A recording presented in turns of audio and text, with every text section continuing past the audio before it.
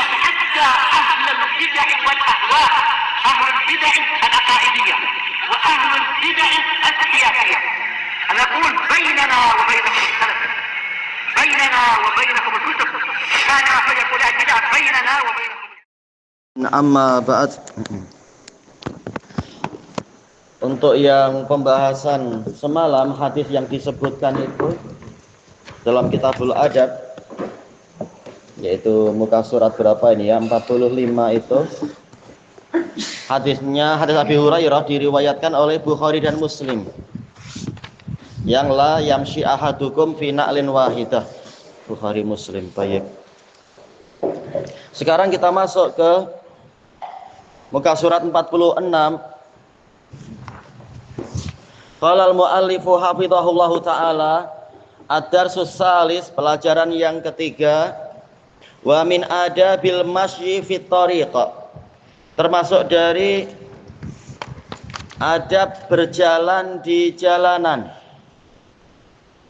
An Abi Hurairah radhiyallahu anhu qala sami'tu Rasulullah sallallahu alaihi wasallam yaqul, saya mendengar Rasulullah sallallahu alaihi wasallam bersabda, idza uqimatis shalah fala ta'tuha tas'aun, apabila salat telah diiqamatkan maka janganlah kalian mendatanginya dengan berlari. Wa'tuha tamsyun, namun datangilah dengan berjalan, yaitu tidak perlu gopoh, tidak perlu tergesa-gesa. Wa alaikumus sakinah, kalian harus senantiasa menjaga ketenangan. Tak perlu sampai berlari-lari demi mendapatkan shaf atau demi mendapatkan rukuk dan seterusnya, tapi bergerak dengan tenang. Tenang bukan berarti tidak boleh berjalan laju. Jalan laju boleh, tapi jangan berlari.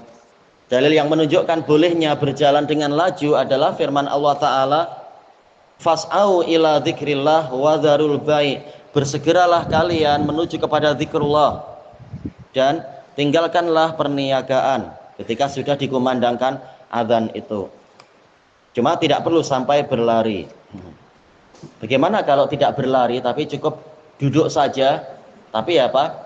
Keretanya dipacu dengan laju 200 km per jam, sama tak? Sama lah ya, kita tak lari tapi kendaraannya lari. Laju sangat. Dikhawatirkan malah nanti terjadi bahaya di jalan atau apa. Baik. Nabi mengatakan fama adraktum fasallu, apapun dari keadaan imam yang kalian dapatkan maka sholatlah, yaitu laksanakan seperti yang kalian dapati dari imam. Kalau imam rukuk, kalian rukuk. Kalau imam sedang dalam posisi i'tidal, ya sudah ambil posisi i'tidal dan seterusnya. Lakukan apa yang didapatkan. Wa ma fatakum fa'atimmu, apa yang luput dari kalian maka sempurnakanlah. Begitu imam selesai salam, maka sempurnakan apa yang kurang, tidak perlu tergesa-gesa. Hadis ini diriwayatkan oleh Bukhari dan Muslim. Baik. Yang terkadang terjadi eksiden apa menjelang hari Jumat, menjelang sholat Jumat itu, atau selesai sholat Jumat, terutama di masjid-masjid yang di tepi jalan raya banyak terjadi eksiden karena mungkin apa laju atau kurang perhatian ke kanan ke kiri misalkan. Baik. Pasti syariat Nabi Shallallahu Alaihi Wasallam ada hikmah yang besar di balik itu semua. Kita baca kalimat berikutnya, nastafidu minal hadis. Diambil faedah dari hadis ini, idza uqimatis shalah, jika salat telah diiqamatkan, fala ta'tiha wa anta tajri, maka jangan engkau mendatanginya dalam keadaan berlari. Wawunya wawu haliyah. Kalau dalam hadisnya tadi apa? Yaitu menggunakan jumlah fi'liyah tas'auna sebagai hal dari wawul jamaah. Intinya sama, yaitu dalam keadaan. Berarti kalau berjalan dengan cepat itu boleh. Yang penting jangan sampai apa? Berlari. Hikmahnya dalam segala keadaan menjaga ketenangan. Ini dalam keadaan yang normal tentunya. Kalau keadaan perang jelas lain. Situasi perang ada udzur untuk kita berlari, untuk kita ini dan itu dan seterusnya. Yang kedua, al-masyu bisakinatin wa hudu. Bahwasanya berjalan dengan tenang, sakinah dan hudu, yaitu mulut kita juga tenang. Ingda iqamatis shalah, tatkala salat diiqamatkan, sababun lil khusyu', akan menyebabkan kekhusyuan. Adapun kalau kita dalam keadaan berlari, kemudian takbir, nafas kita masih tersengal-sengal, membaca zikir, membaca Al-Quran mungkin, atau membaca doa dalam sholat pun terengah-engah, dan itu akan mengurangi kekhusyuan, terutama menyebabkan kita berpeluh dan seterusnya. Tapi kalau senantiasa dalam situasi tenang, maka insya Allah kekhusyuan akan sangat mudah untuk didapatkan insya Allah, tanpa mengalami itu tadi semua. Ini semua disebutkan dalam adab berjalan, walaupun di dalam beberapa kitab ini masuk dalam adab sholat. Tapi kenapa dimasukkan dalam adab berjalan di jalanan? Karena mau tidak mau kita ketika dari rumah ke masjid itu melewati jalanan. Baik. At-taqwim. Yang pertama, kaifa yakunu masyuka? Bagaimana keadaan dari caramu berjalan? Idza masyaita ila shalah, jika engkau berjalan menuju ke salat. Wa qad uqimat, dalam keadaan telah diiqamatkan. Pertanyaannya panjang. Siapa yang menjawab? Bagaimana cara berjalannya? Kalau sudah iqamat, bagaimana cara berjalannya? Ya. Iya, berjalan dengan cepat, atau jawaban yang lain?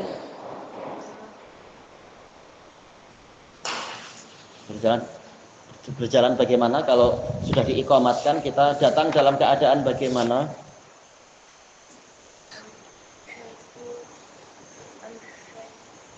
Ya, amsya itu bukan amsya itu berarti ya. Amsyi, ya amsyi bihuduin. Iya, saya berjalan dengan tenang. Intinya tidak perlu sampai berlari. Ada jawaban lain ya? Kenapa?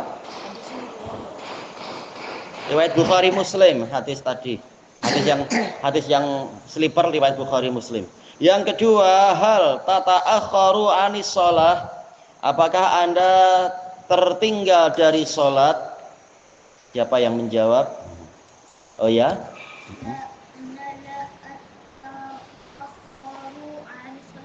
Iya, tidak tertinggal dari sholat. Kalau tertinggal bagaimana? Yaitu tadi Nabi menyebutkan berjalan dengan tenang, atau jalan cepat pun boleh, tapi tidak perlu sampai berlari. Yang ketiga, idza jaraita inda iqamatis shalah, jika Anda berlari tatkala salat diiqamatkan, madza sayahdusu li shalatika walil musallin, apa yang akan terjadi pada salatmu dan pada orang-orang yang salat? Kalau kita berlari masuk ke shaf, kira-kira salat kita jadi macam mana? Ya? Iya, tidak khusyuk. Untuk orang-orang yang lain yang sholat bagaimana? Berarti kemungkinan akan mengalami apa orang yang lain? Ya? Stres. Iya.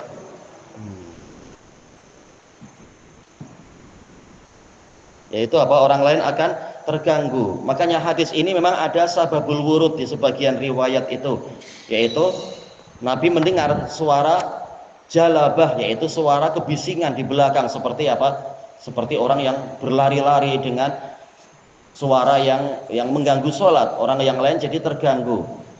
Suara mungkin apa, derap kaki, atau suara gedebuk-gedebuk di dalam masjid.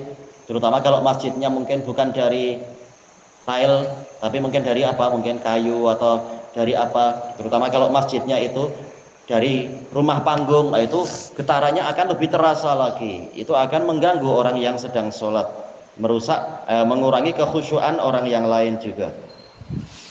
Baik, sekarang kita masuk ke muka surat 47.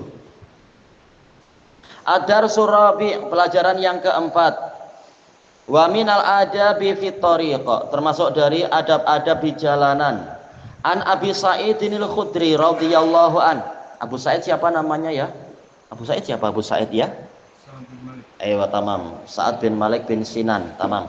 Al-Khazraji Al-Madani Al-Ansari. Thayyib. Radhiyallahu anhu anin Nabiyyi sallallahu alaihi wasallam qala iyyakum wal julusa fitu ala turuqat. Hindarkan diri kalian dan hindarilah duduk-duduk di atas jalanan.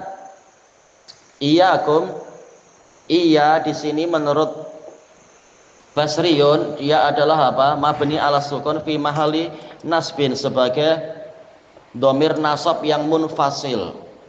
Asalnya apa? Janibu anfusakum. Akumnya sebagai alamatu apa itu jam'il dzukur. La mahalalahu min al-i'rab. Tapi iya di sini sebagai maf'ul bihnya janibu anfusakum. Jauhkan diri kalian.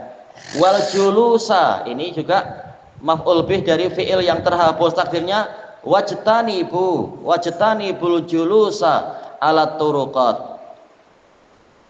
Kenapa? Ya.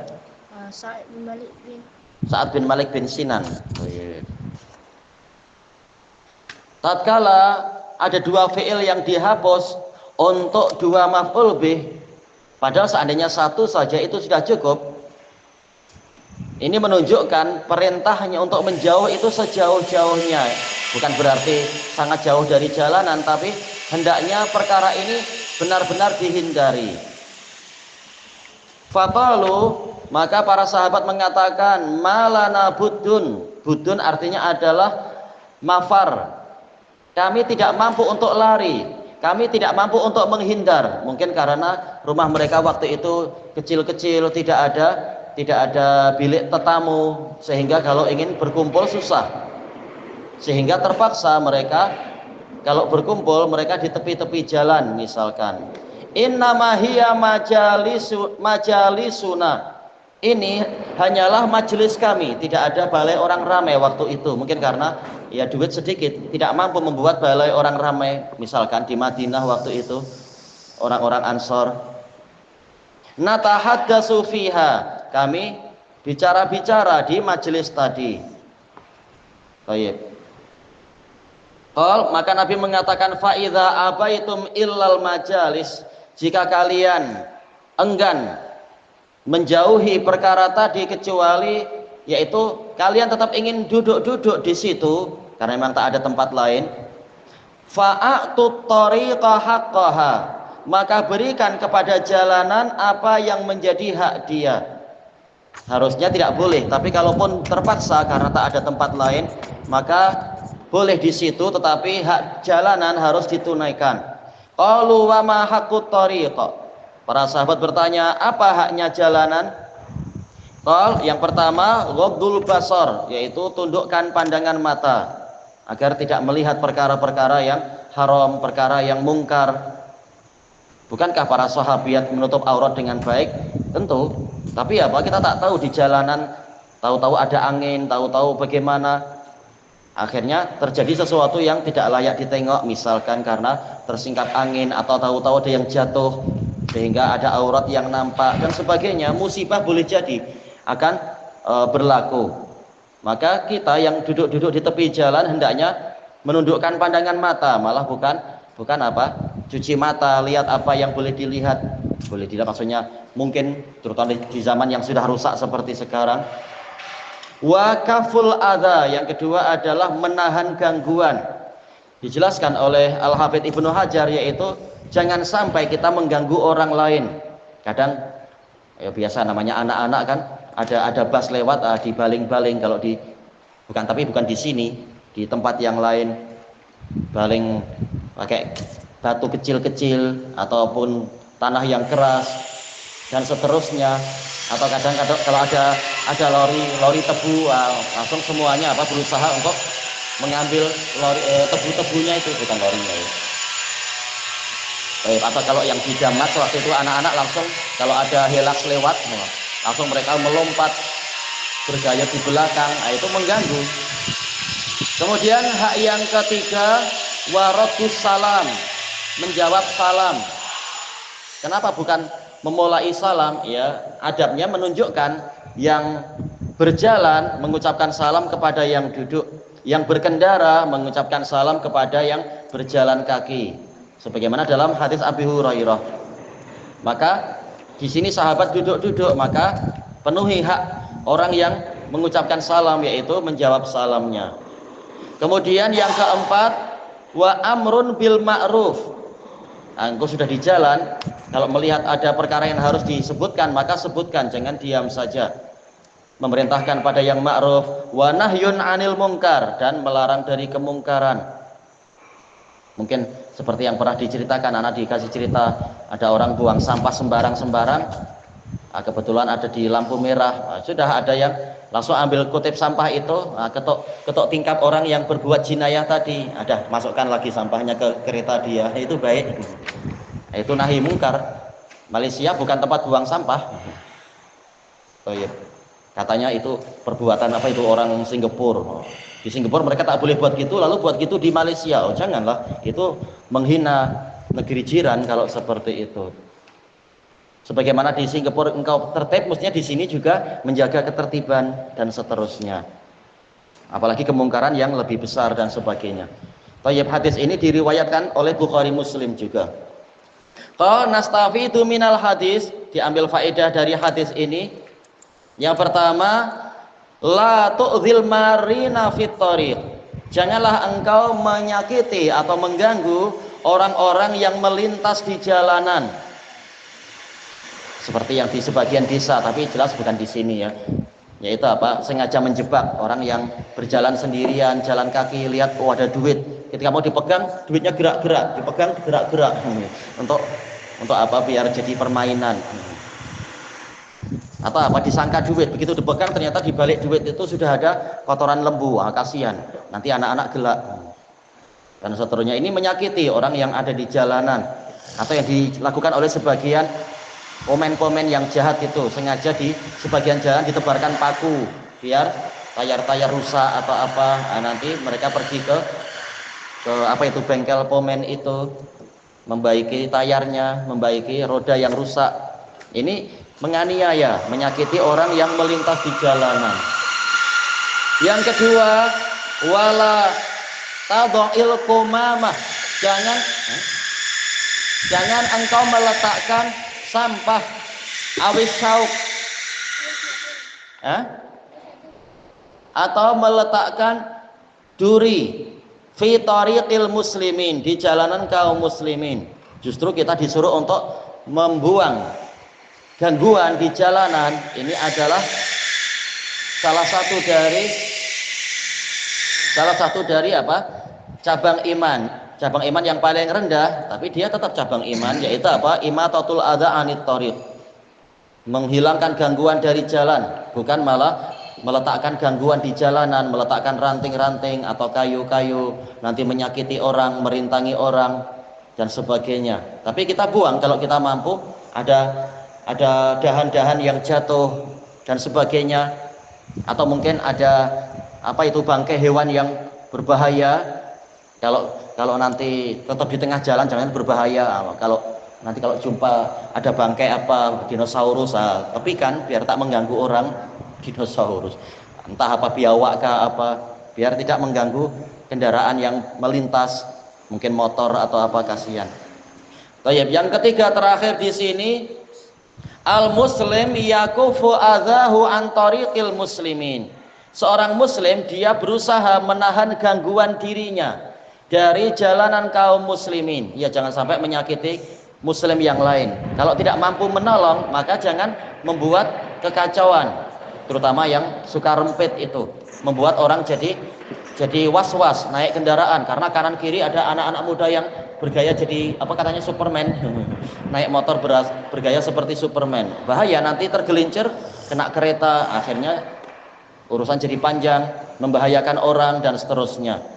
Kalau mau celaka sendiri, masuk ke longkang sendiri, jangan membabitkan pengendara yang lain, kasihan pengendara yang lain. Baik, ilahuna wallahu a'lam.